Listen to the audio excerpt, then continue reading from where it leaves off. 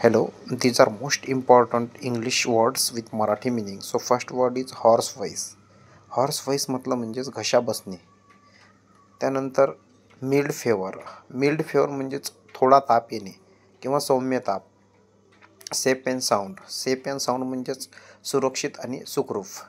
ॲजिटेशन म्हणजेच अस्वस्थता किंवा घबराहट म्हणू शकता तुम्ही.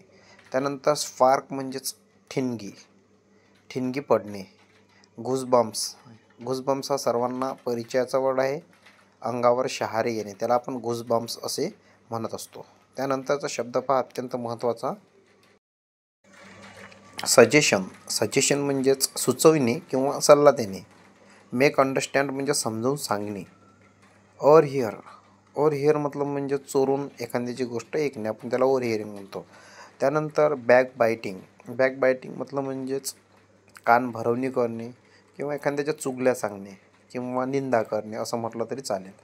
त्यानंतर पण त्याचा सर्वात महत्त्वाचा जो अर्थ आहे तो चुगल्या करणे हा अर्थ होतो. त्यानंतर स्लॅगिंग म्हणजेच बदनामी करणे. फ्रेंड्स, हा व्हिडिओ जर आवडला असेल तर या चॅनलला सबस्क्राईब करा. धन्यवाद.